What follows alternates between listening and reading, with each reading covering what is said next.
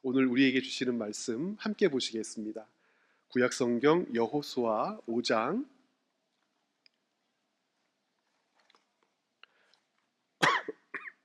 여호수아 5장 19절부터 24절입니다. 오늘은 19절부터 24절을 본문 말씀으로 읽지만 오늘 함께 말씀을 살펴보고 4장입니다. 돌아가신 후에 꼭 3장 4장을 읽어주시고 조금 있다가도 말씀드리겠지만 히브리서 3장 4장도 함께 읽어주십시오. 히브리서 3장 4장 그리고 여호수아 3장 4장을 꼭 함께 읽어서 전체 내용을 오늘 꼭 잘 정리해 주시기를 부탁드리겠습니다. 찾으셨으면 제가 먼저 한 철 읽겠습니다. 나누어서 읽습니다. 첫째 달 10일에 백성이 요단에서 올라와 여리고 동쪽 경계 길갈에 진침해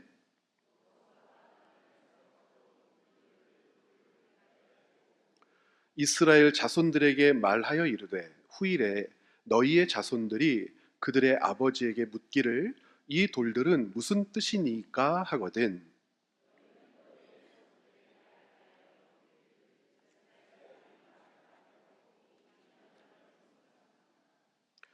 너희의 하나님 여호와께서 요단 물을 너희 앞에서 마르게 하사 너희를 건너게 하신 것이 너희의 하나님 여호와께서 우리 앞에 홍해를 말리시고 우리를 건너게 하심과 같았나니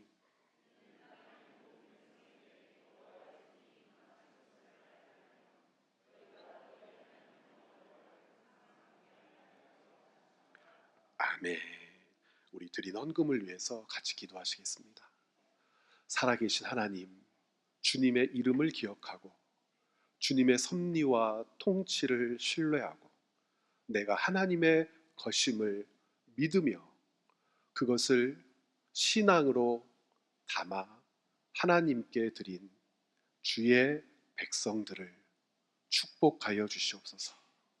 복 주시고 또 복 주시옵소서. 하나님을 모르는 사람들은 이 복이 남보다 더 많은 돈을 갖는 것이라고 오해하기도 하고 다른 사람이 갖지 못한 어떤 권력과 힘을 얻는 것이라고 착각하기도 하지만 우리가 주님 앞에 구하는 복은 더 많은 돈이나 더 많은 권력과는 비교도 되지 않는 신비한 것임을 우리는 압니다. 하나님, 주님께 다시 간절히 구합니다. 이곳에 모여 예배드리는 주의 백성들에게 복 나리어 주시옵소서. 나누고 베풀어도 모자르지 않는 인생, 섬기고 낮아져도 비루하지 않는 인생, 나보다 남을 더 귀하게 여겨도 그 일로 하늘의 기쁨과 감사와 행복이 날마다 고백되는 그 인생, 그 삶을 주의 백성들로 살게 하여 주시옵소서. 그 복이 넘치게 하여 주시사 우리가 하나님의 아들이고 딸임을, 우리의 가정이 하나님의 가정임을 문영원 하나님을 믿지 않는 자들도 인정하고야마는, 인정할 수밖에 없는 그 삶을 우리로 살게 하여 주시옵소서. 살아계신 하나님, 주의 백성들에게 은혜를 베풀어 주시되 2025년도에 해야 될 일, 되어야 할 것들 있다면 더디하지 마시고 속히 응답하여 주시옵소서. 그것이 하나님께 올려드린 기도의 응답이 되게 하여 주시고 그것들이 하나님이 우리에게 가지고 계신 하나님의 뜻과 계획이 되게 하여 주시옵소서. 우리의 욕심이나 우리의 바램에 사무쳐 하나님께 무엇을 구하는 인생이 아니요 하나님의 뜻인가를 분별하여 구하게 하여 주시고 주님이 이 길 내셨는가를 고민하며 아무리 칭찬받고 좋아하고 사람들의 부러움을 사는 여정이라 하더라도 혹 주님이 기뻐하지 않으시면 하나님께서 원하는 길이 아니면 거절하기도 하고 돌아서는 참으로 멋있는 주님의 기쁨이 되는 복된 인생 되게 하여 주시옵소서. 오늘도 주의 말씀을 읽었습니다. 여호수아 4장의 이 말씀, 요단강 도하가 무슨 뜻인가 온 교회가 함께 고백할 때 우리에게 지혜를 주시고 지식을 주셔서 말씀을 품고 우리에게 살아내라 하신 삶에서 그 말씀을 풀어내는 하나님을 향한 깊은 적용이 있게 하여 주옵소서. 감사드리며 예수님의 이름으로 기도드렸습니다. 아멘. 여호수아 말씀을 읽습니다. 여호수아는 이스라엘 백성들이 애굽 홍해를 건넌 후 40년이 지난 시점에서 기록된 말씀이죠. 홍해를 건너고 40년이 지났습니다. 40년이 지난 이 시점에 이스라엘 백성들이 발견한 것 여러 가지가 있겠지만 첫 번째는 지도자가 바뀌었다는 거죠. 모세가 죽었다는 겁니다. 두 번째는 그토록 꿈꾸고 그렸던 하나님의 언약의 성취의 목전에 있다는 사실입니다. 하나님께서 아브라함 때부터 약속하셨잖아요. 모세에게도 말씀하시고 지난 40년 동안에 계속해서 가르치셨죠. 가나안 땅, 그곳은 언약의 땅이고 하나님은 그 약속을 지키실 것이고 가나안 땅, 그 언약의 땅에 들어가면 너희는 그곳에서 안식하게 될 거라고 말씀하셨는데 그 일이 이제 이루어질 순간, 그 일이 이루어지는 과정 가운데 이스라엘 백성들이 놓이게 되었습니다. 그러면 우리는 그 40년이 지난 후 여호수아를 통하여 인도받고 있는 이스라엘 백성들의 모습, 그들이 그 40년을 돌아보며 현재 자기 앞에 놓여 있는 요단강 도하 전, 그리고 오늘 말씀에서처럼 요단강을 건넌 후 그것이 그들에게 어떤 의미가 있었을까 말씀을 통해서 살펴보고 또 오늘 말씀을 우리에게 적용해야 할 줄 믿습니다. 여러분, 40년이라고 하는 세월, 광야의 그 기간이 왜 필요했습니까? 아시는 것처럼 이스라엘 백성들이 한 곳에 가장 오래 머물렀을 때는 약 1년 정도이죠. 홍해를 건넜죠. 홍해가 갈라졌습니다. 그리고 켜켜이 쌓여서 벽처럼 이스라엘 백성들 옆으로 서 있게 되었습니다. 그 땅은 마른 땅처럼 변하여 그 땅을 건넜어요. 건넜던 그 백성을 하나님은 호렙이라고도 부르고 신의 산이라고도 부르는 곳으로 인도하여 들이셨습니다. 그곳에서 1년을 머물게 되죠. 모세는 이스라엘 백성들이 산 밑에서 기다리는 동안 하나님과 교제하며 율법을 배우고 언약의 율법이 기록된 돌판을 가지고 내려오고 하나님은 그 모세에게 율법만 하사하신 것이 아니라 하나님의 임재와 통치, 동행을 가르치시는 성막을 제조하게 하셨습니다. 그 전체 기간이 1년 정도 되었죠. 1년 동안 율법을 익히고 배우고 하나님의 말씀대로 성막이 완성되자 하나님은 다시 그 백성을 이끌어 어디로 올라가게 하셨냐면 가데스라고 하는 지역까지 올라가게 하셨습니다. 바란 광야에 속한 가데스. 거기서 12명의 정탐꾼들을 뽑아 가나안 땅을 정탐하게 하죠. 이것이 무엇을 얘기합니까? 이스라엘 백성들은 육로로 가나안 땅에 들어갈 수 있었다는 거죠. 많은 사람들이 이야기해요. 애굽, 이집트 땅부터 가나안 땅까지 천천히 걸어가고 쉬면서 걸어가도 한 달이 안 걸릴 거리. 이스라엘 백성들이 있었던 시내산 그리고 바란 광야로부터는 2주면 충분히 들어갈 수 있었던 거리. 즉 이스라엘 백성들이 가나안 땅에 입성한다는 것은 이토록 오랜 시간이 걸릴 일이 아니었다는 거죠. 이스라엘 백성들을 하나님께서는 이끌어내셔서 가나안 땅에 적어도 2년 안에 들어가게 하시려고 이스라엘 백성들과 동행하며 인도해 가셨던 것이 분명하죠. 그런데 어떤 일이 있었죠? 12명의 정탐꾼들을 보냈어요. 그 정탐꾼들이 가나안 땅을 샅샅이 살폈죠. 어떤 부족이 사는지, 그들은 어떤 군대 진용을 갖추고 있는지, 그들이 얼마나 센지, 그들은 어떤 농사를 짓는지, 그 땅에서 먹고 마시며 살 것들, 먹거리들은 무엇인지, 포도송이를 잘라다가 어깨에 둘러매겨 오며 참으로 그 땅은 젖과 꿀이 흐르는 땅이라고 인식했죠. 그런데 그것으로 그치는 것이 아니라 땅에 대한 악평이 쏟아집니다. 12명 중에 10명, 갈렙과 여호수아를 제외한 이 10명은 그 땅에 대하여 혹평하기 시작합니다. 혹평의 내용은 무엇이었냐면 거칠다든지 말랐다든지 농사가 안 된다든지 그 땅에 들어가서 먹고 살 게 없다든지 그런 게 아니었어요. 충분히 먹고 살만 하지만 이 먹고 살만한 그것을 우리 것으로 만들 수는 없다는 것이었죠. 그 땅의 거민은 우리보다 세다. 키도 크다. 그 땅의 거민들에 비하면 우리는 메뚜기만도 못하다. 그들이 가지고 있는 무기에 대항하여 싸울 만한 것들이 우리에게 없다. 이것이 하나님 귀에 들리고 하나님은 그 즉시 이스라엘 백성들을 그 가데스로부터 돌이켜 광야로 들어가게 하십니다. 들어가게 하시면서 이런 말씀을 하세요. 민수기 14장 33절부터 34절. 왜 40년 동안 광야에 머물게 하셨는지를 이렇게 말씀하십니다. 너희의 자녀들은 너희 반역한 죄를 지고 너희의 시체가 광야에서 소멸되기까지 40년을 광야에서 방황하는 자가 되리라. 그러면 왜 40년인가? 34절.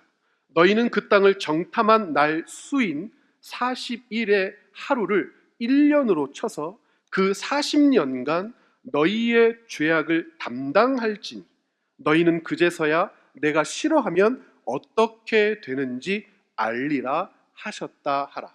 40년은 이렇게 나타난 현상이었죠. 40일 동안 가나안 땅을 정탐하고 악평을 쏟아내며 하나님을 신뢰하지 않자 그 40일의 하루를 1년으로 계산해서 광야에 40년을 머물게 하셨다고 합니다. 그런데 이것보다 더 고통스럽고 아픈 것은 무엇이냐면 악평을 듣고 반응했던 모든 사람들을 하나님은 광야에서 죽게 하겠다고 하셨습니다. 그 기간이 또 40년을 가리키는 기간이었죠. 그래서 민수기 32장에 오면 그 40년이 지난 즈음 이런 평가를 하게 됩니다. 13절입니다.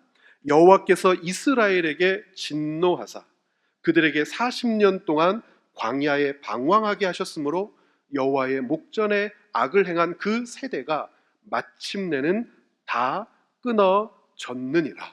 그리고 40년이 이제 흘러서 모세는 죽고 여호수아의 인도 영도를 받을 이스라엘 백성들이 요단 강가에 도열하게 되고, 여러분들이 4장 3장을 읽어보셨던 대로 제사장들이 언약궤를 메고 먼저 강에 발을 들여놓게 되자 요단강은 홍해가 갈라졌던 것과 같이 갈라지고 이스라엘 백성들은 그 요단강을 마른 땅처럼 건너 드디어 꿈에 그리던 약속의 땅, 젖과 꿀이 흐르는 땅, 가나안 땅에 입성하게 됩니다. 그것이 오늘 4장 말씀의 1절이죠.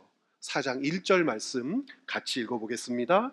그 모든 백성이 요단을 건너가기를 마침에 여호와께서 여호수아에게 말씀하여 이르시되, 그 이후에 12개의 돌을 요단강에서 채취하고 그 12개의 돌로 기념이 되게 해라 라고 하는 말씀이 그 이후에 기록되어 있습니다. 그런데 여러분, 생각해 보아야 할 것이 있죠. 무엇입니까? 조금 전에 말씀드렸던 것처럼 이스라엘 백성들은 육로를 통하여 서남쪽에서 혹은 중앙을 통하여 가나안 땅에 얼마든지 입성할 수 있었잖아요. 40년이라고 하는 세월을 광야에서 보냈다 하더라도 그 육로를 통하여 이스라엘 백성이 입성할 수 있었어요. 그 우기 때에 요단강이 넘실넘실돼서 사람이 건너갈 수 없는 지경에 굳이 요단강까지 그 백성들을 인도하여 강을 건너게 하실 이유가 없었단 말이에요. 그런데 오늘 말씀을 읽어보았더니 이스라엘 백성들이 왜 요단강을 건너야 했는지 그 이유를 분명하게 적시해 놓고 있습니다. 4장 23절에 이렇게 기록되어 있어요. 여러분, 제가 23절 말씀 읽어보도록 하겠습니다. 너희의 하나님 여호와께서 요단 물을 너희 앞에서 마르게 하사 너희를 건너게 하신 것이 너희의 하나님 여호와께서 우리 앞에 홍해를 말리시고 우리를 건너게 하심과 같았나니. 이것은 단순하게 자연적인 현상, 눈앞에 펼쳐진 그 현상만 이야기하는 것이 아님을 우리는 압니다. 왜 그러냐면 이 요단강 도하 사건을 해석하는 이 말씀들, 요단강 도하 사건에 대하여 주석을 달고 있는 신약의 본문들이 여럿 있기 때문에 그렇습니다. 하나는 조금 전에 여러분들에게 말씀드린 히브리서 3장과 4장이고요. 두 번째는 조금 더 구체적으로 고린도전서 10장 1절부터 5절까지 말씀입니다. 히브리서 3장과 4장은 이 요단강 도하를 하나님의 안식이라고 하는 개념으로부터 시작해서 처음 사람의 타락과 안식 누리지 못함이 요단강을 건넌 후 이스라엘 백성의 타락과 안식 누리지 못함으로 연결되었다고 전체를 설명하고요. 바울은 고린도전서 10장 1절부터 5절에서 요단강 도하 사건을 바라보게 하는 홍해 사건을 분명하게 우리에게 가르칩니다. 아예 적시해 놓고 있어요. 뭐라고 얘기하냐면 10장 1절부터 한번 보시겠습니까? 고린도전서예요. 형제들아, 나는 너희가 알지 못하기를 원하지 아니하노니 우리 조상들이 다 구름 아래에 있고 바다 가운데로 지났다. 홍해를 가르치는 이야기죠. 그 바다 가운데로 지났다는 게 뭐냐? 2절에 모세에게 속하여 다 구름과 바다에서 세례를 받았다. 그리고 세례를 받은 후에 광야의 삶을 어떻게 이야기하냐면 먹고 마신다 그래요. 무엇을 먹고 무엇을 마신다 그러냐면 신령한 음료를 마시고 신령한 음식을 먹는 것이다 그럽니다. 신령한 음료를 마시는 것을 통하여 결국 무엇을 바라보게 하냐면 신령한 음료는 이것이니 반석에서 터쳐나온 그 물은 우리 주 예수 그리스도를 나타내는 것이다. 이것이 홍해를 건넌 사건이라고 얘기하고, 홍해를 건넌 사건은 요단강을 바라보게 하며 요단강을 건너는 이스라엘 백성들은 자기의 부모 세대가 건넌 홍해를 바라봐야 하기 때문에 여호수아서 4장 23절에서 이 백성이 요단강을 건넌 것은 하나님께서 홍해를 말리셔서 홍해를 건너게 하신 것과 같다 그러는 거예요. 그럼 같다라고 하는 것을 통하여 이스라엘 백성들에게 어떤 은혜를 주실 것인지에 대하여 하나님께서 확증하신 것이죠. 첫 번째는 무엇입니까? 성별된 백성으로 부르셨음을 확인하게 하시는 것. 세례가 그것이잖아요.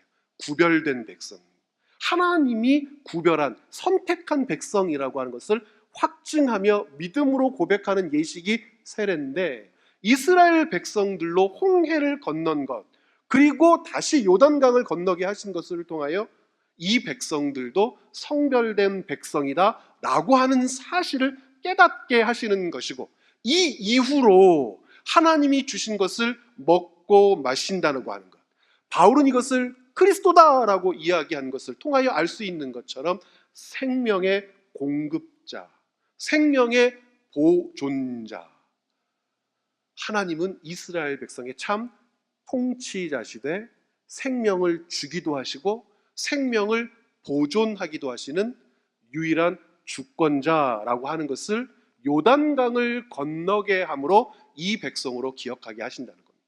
그러면 다시 돌아가서 요단강을 건너지 않아도 홍해를 건넜으면 되는 것 아닙니까? 그래. 여러분, 홍해를 건너지 못한 사람들이 엄청나게 많아졌죠. 왜 그렇죠? 40년 동안 처음 세대는 광야에서 다 죽었잖아요.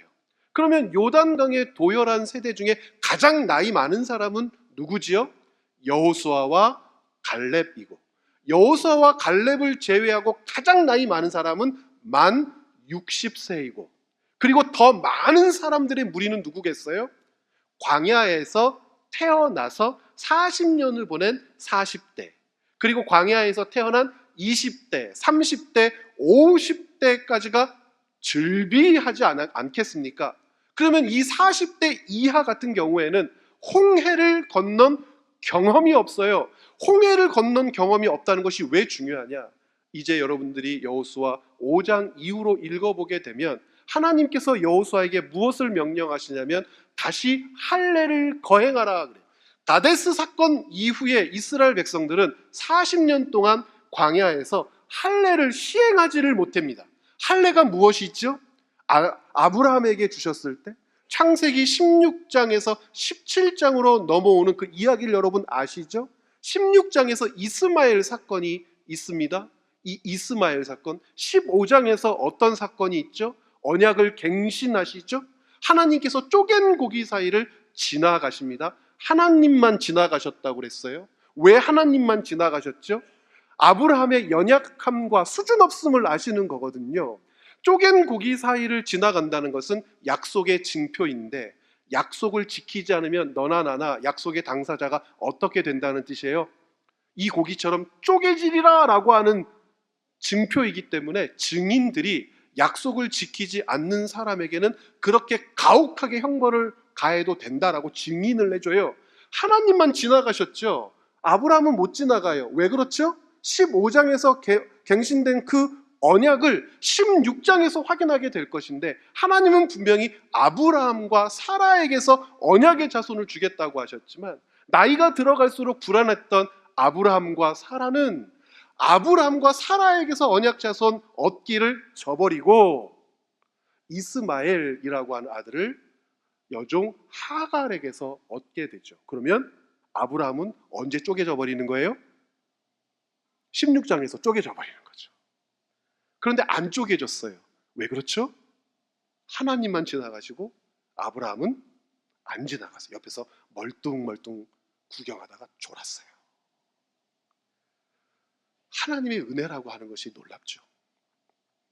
그리고 17장에서 그 믿음 없는 아브라함, 100살이 될 때에 아브라함을 통하여 하나님이 어떤 일 하실 것인지를 보게 하되, 명년 이때에 1년 지나면 내 말이 성취되는 것을 너는 빼도 박도 못하고 눈으로 보게 될 거야. 그렇게 주신 아들이 이삭이고, 그 이삭을 바라보게 한 언약의 징표가 할례인데, 할례라고 하는 것은 그 언약을 붙들어낼 백성들의 의무이며 언약이 성취될 거라고 하는 소망의 징표이지만, 이스라엘 백성들은 광야 40년 동안 이 할례를 행하지 못하는 거예요. 그런데 이 할례를 다시 행하라고 말씀하십니다. 그래서 이 홍해 사건, 그리고 요단강 사건은 그래서 이스라엘 백성들에게 나타난 두 개의 전환입니다. 홍해 사건이 가지고 있는 전환이라고 하는 것은 무엇일까요? 이스라엘은 자기들의 왕이 누구신지를 확증하게 됩니다. 바로였어요. 바로가 놓아주지 않자 꼼짝도 못했다고 생각했지만, 바로를 쳐버리시고 이집트를 쳐버리신 하나님이 광야길 나선 이스라엘 백성들을 살리시되 홍해를 건너게 하시는 것으로 그치게 한 것이 아니요, 신령한 음식과 신령한 음료를 먹게 하셨으며, 하나님의 그 신비가 그들의 발바닥에, 그들의 겉옷에, 그들의 걸음걸음에 나타나게 되죠. 걸어도 발이 부르트지 않고, 신었던 신발, 샌들이 헤어지지 않으면, 그들이 입었던 겉옷이 헤어지지 않고 보존되더라. 이스라엘 백성들의 전환이 일어나는 거예요. 누구에게서 누구로요? 바로의 통치, 세상에 속함에서 하나님의 통치, 하나님 나라 백성으로의 전환. 두 번째 전환이 일어나죠. 홍해를 건넌 사건으로 두 번째 전환이 일어납니다.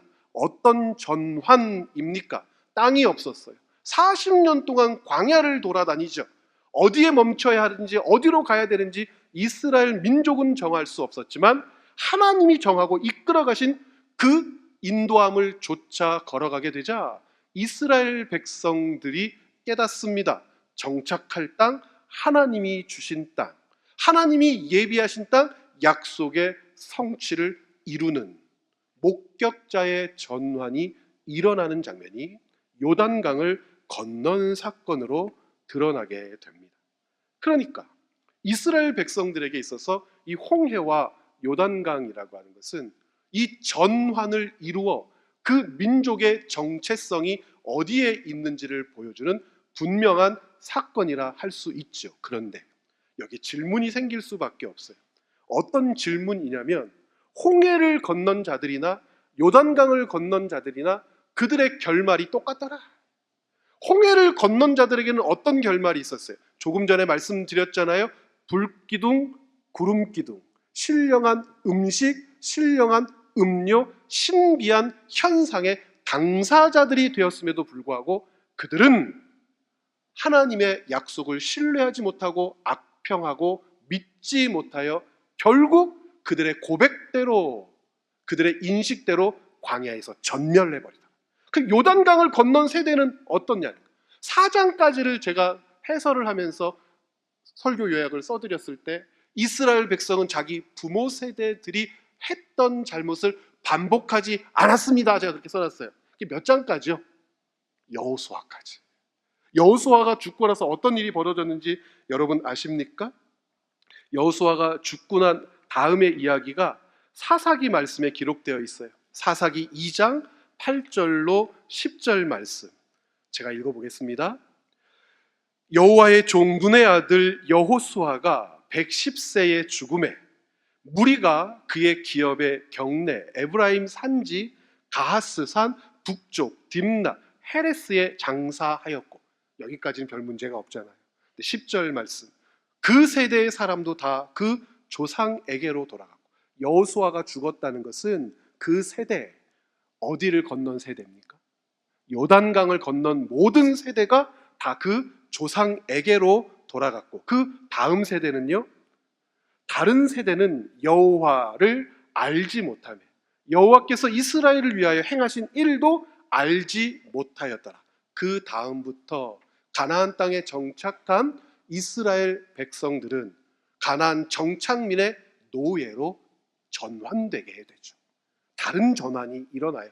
주인에서 노예로 전환되는 결말이 같다는 거예요. 그럼 도대체 요단강을 건너고 홍해를 건넜다라고 하는 것이 어떤 의미가 있단 말이냐?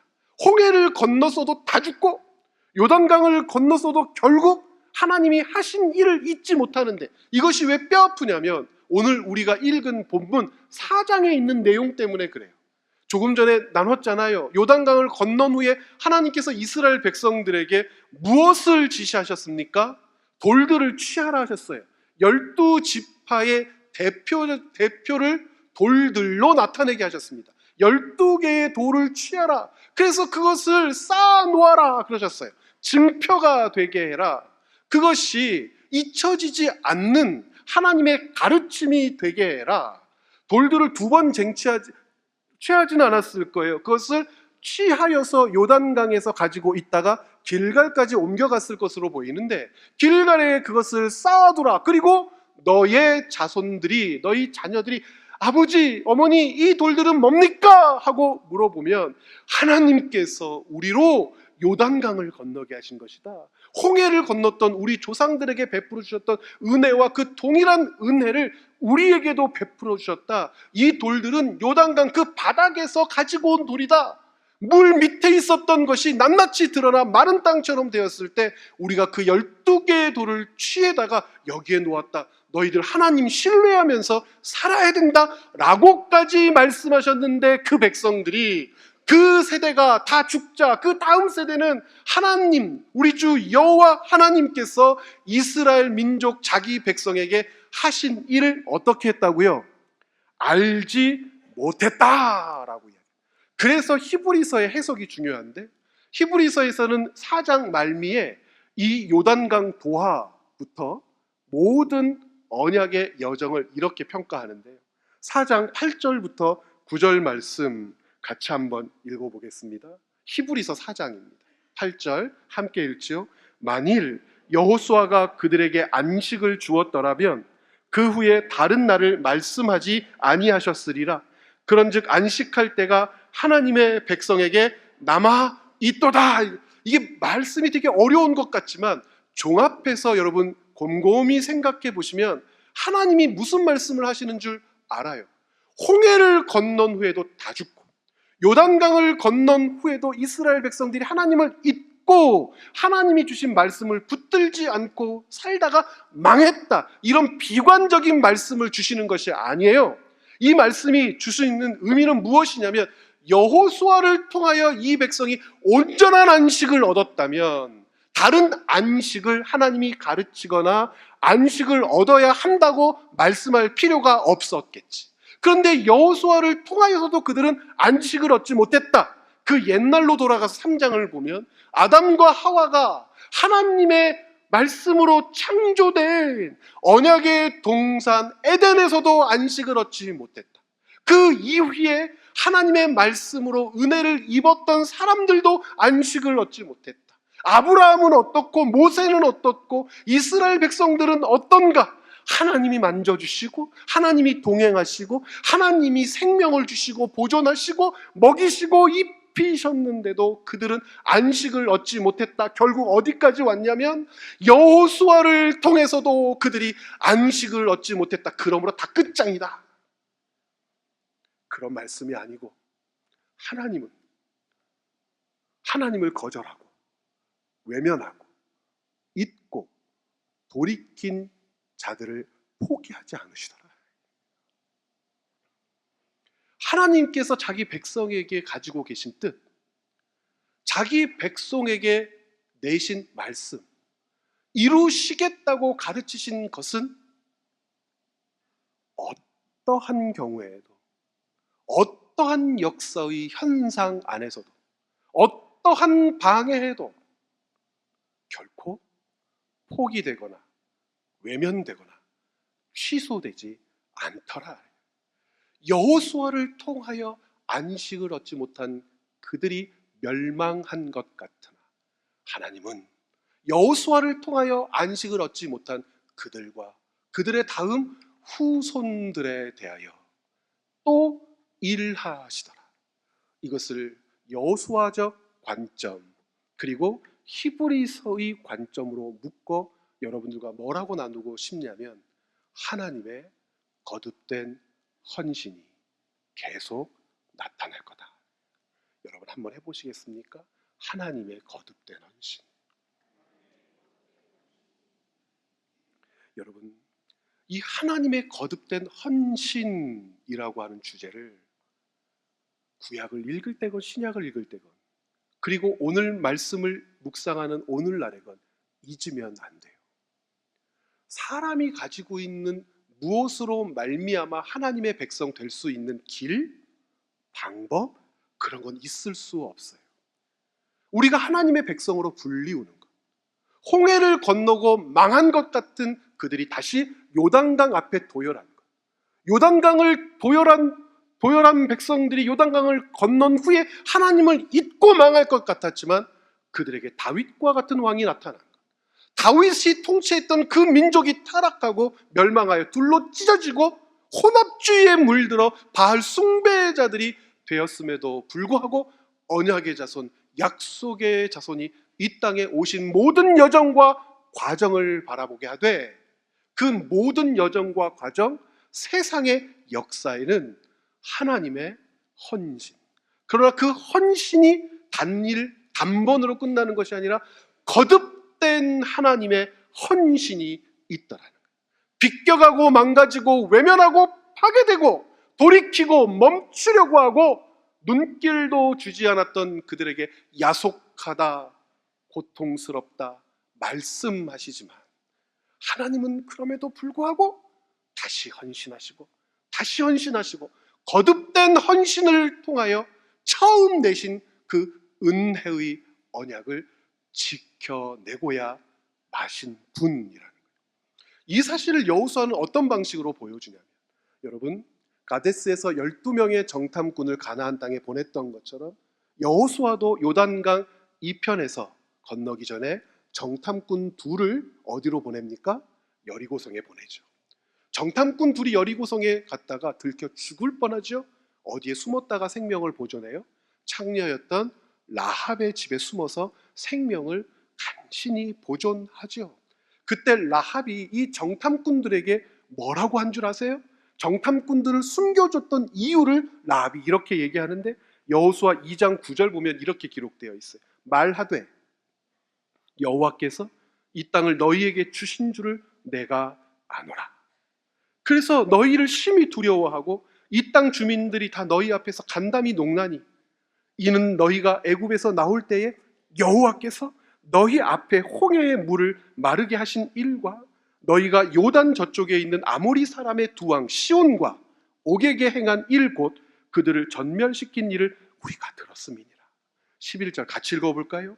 우리가 듣자 곧 마음이 녹았고 너희로 말미암아 사람이 정신을 잃었나니 너희의 하나님 여호와는 위로는 하늘에서도 아래로는 땅에서도 하나님이시니라. 주제가 뭐지요? 이스라엘 백성들이 몰려온다는 소식을 듣고 가슴이 녹고 마음이 심란하고 부들부들 떨린 게 아니에요. 이야, 엄청난 사람들이 개미떼처럼 몰려온데 무서워 죽겠어가 아니라 그 백성에게 하신 여호와의 일을 들은 거예요. 즉 누구 때문에 간담이 서늘해지고 녹는 거예요? 여호와 하나님이요, 그 백성에게 일하신 분이 여호와라고 하는 거예요. 광야에서 이스라엘을 위협했던 민족들을 물리치신 분도 여호와시오, 요단강에 물을 갈라 마르게 하신 분도 여호와시오. 그 강을 건넌 이스라엘 백성들 때문이 아니라 라합이 반복해서 얘기해요.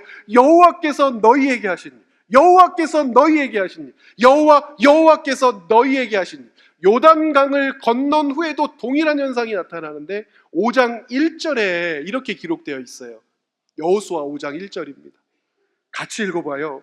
요단 서쪽에 아모리 사람의 모든 왕들과 해변의 가나안 사람의 모든 왕들이 여호와께서 요단물을 이스라엘 자손들 앞에서 말리시고 우리를 건너게 하셨음을 듣고 마음이 녹았고 이스라엘 자손들 때문에 정신을 잃었다.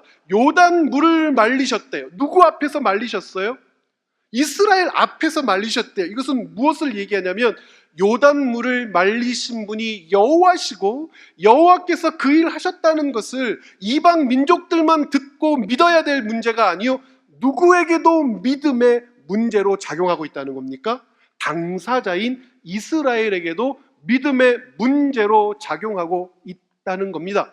이스라엘 백성의 수가 많거나 그들이 점령해가는 그 땅에 대하여 힘이 과시되거나 특별한 무기를 소유했기 때문에 간담이 높고 무섭고 두렵고 떨린 것이 아니요, 눈에도 보이지 않고 만질 수도 없고 확인할 수도 없는 영이신 하나님, 그 하나님이 이스라엘 민족에게 일으키신 역사를 뭇 영혼들이 듣고 가슴이 녹았다는 거예요. 그런데 그 당사자들은 어떤 짓을 했어요? 홍해를 건너고 하나님을 배반하고 요단강을 건너고 하나님을 떠나고 하나님의 통치와 섭리를 배격하고 바알을 하나님처럼 섬기고. 그러면 이 백성은 언제쯤 끝장내는 게 좋겠습니까? 언제쯤 끝장내야 당연하지 라고 여길 수 있겠습니까? 헌신이라고 하는 단어를 어떻게 이해할까 고민하고 고민해도 다른 것들로는 설명이 되지 않아요. 어머니나 아버지의 예 외에는 없어요. 자식 낳고 나서 여러분의 어린 자녀들로 말미암아 헌신했던 삶을 기억해 보십시오. 가장 직접적인 헌신이 일어났던 장면들 기억하십니까? 왜 이렇게 밥을 자주 먹는지. 태어난 아가는 2시간마다 우유를 먹여야 된다. 2시간마다 깨서 젖 물리고 젖병 물려줬던 기억 지금 하고 계세요? 그 고통스럽고 힘든 기억. 당신이 좀 가서 먹여봐 했던 그런 기억 하나도 안 나죠. 옷을 입을 수 있습니까? 머리를 감을 수 있습니까? 저는 제 딸이 이제 클 때까지 계속 제가 머리 감겨줬어요. 이렇게 해서. 제가 기가 막히게 샥샥 내가지고 깔깔깔깔깔 보고 웃으면 그렇게 해서 길러놨어요. 이유식 하나를 먹일 때도 설탕 안 넣으려고 하고 단 거 안 넣으려고 꿀러가지고 비벼가지고 입에다 넣어주고 비행기야 도대체 왜 그러신 거예요? 목적이 있으셨습니까? 이거 키워가지고 내 노후 자금을 삼아야겠다. 이걸 어떻게 내 돈벌이가 되게 할까? 그런 부모는 없어요. 이유가 없어요. 내 자식이거든요. 내 자녀인 거예요. 이 자녀에게 쏟았던 헌신에서 돈을 바라셨습니까? 이 쏟았던 헌신으로부터 뭐 받아먹을 걸 바라셨어요? 그런 생각으로 자녀에게 헌신하는 부모는 없어요. 이스라엘은 아버지 하나님의 자녀죠. 그 자녀를 위하여 헌신하되 거듭 헌신하시고 부서지고 망가져도 버리지 않고 하나님께 돌이키고 떠나고 심지어 하나님을 향하여 욕했던 자들도 하나님께서는 그들에게 주었던 언약을 지우거나 외면하지 않으시며 끌어오시죠. 거듭된 헌신이 이스라엘 되게 한 거예요. 그리고 타락하죠. 다시 헌신하시죠. 우리가 이 말씀의 여정, 말씀을 읽으며 깨달아야 할 것. 하나님의 거듭된 헌신이 바로 여러분이에요. 하나님의 거듭된 헌신은 말 잘 듣는 우리에게만 미치는 영향력일까? 아니요. 우리가 타락해도 하나님은 나를 구해 주실 거야. 이런 태도 가지면 안 되죠. 그런데요. 하나님이 우리를 버리지 않으실 거란 사실을 우리는 알아요. 왜 알지요? 성경을 통하여 알아요. 하나님을 향하여 돌이켰던 그를 붙들어내시고 하나님을 외면했던 그 앞에서 끝까지 버티시죠. 봐주기를, 돌이키기를, 듣기를, 듣지 않으려고 귀를 막았던 그에게 끝없이 외치시죠. 외치는 그들을 톱으로 켜 죽이고 돌로 던져 죽이고 목 잘라 죽여도 또 보내고 또 보내고 또 보내죠. 하나님의 거듭된 헌신은 이렇게 당신의 백성의 자리에 있게 한 이유입니다. 여호수아 말씀을 읽어내는 내내 여러분들은 확인하게 될 거예요. 그들의 승리 이후에 그들이 어떻게 돌이켰는지. 여리고성을 점령하잖아요. 아간 같은 놈이 나타나요. 자숙하고 회개하라는 말 듣지 않고 아이성으로 뛰쳐올라 들어갔다가 몇 되지 않는 아이성 사람들에게 모욕을 당하고 쫓아내려와요. 그러면 그때쯤 되면 그것 봐라 요놈들 하고 버리셨을 법한데 하나님은 다시 그들을 위하여 헌신하며 그들과 함께 동행하기를 중단하지 않으십니다.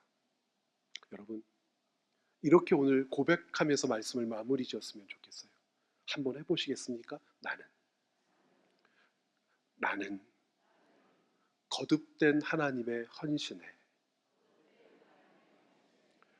결과이고 결론입니다. 여러분, 하나님의 거듭된 헌신이 여러분의 일생, 여러분과 함께 있을 줄 믿습니다. 말 안 듣는 우리 자녀, 신앙 약한 내 남편, 내 아내, 믿음이 성숙하지 않은 우리 가족들을 바라보면서도 여러분이 위로받을 수 있는 사실은 바로 이것 하나예요. 거듭된 하나님의 헌신이 내 자녀를 놓지 않으실 거야. 거듭된 하나님의 헌신이 내 가정을 그냥 이대로 내버리지 않으실 거야. 거듭된 하나님의 헌신이 내 삶을 이렇게 내팽개치지 않으실 거야. 거듭된 하나님의 헌신으로 주님과 동행하는 그 기쁨을 누리는 우리 채움과 비움의 교회 성도들 되시기를 바랍니다.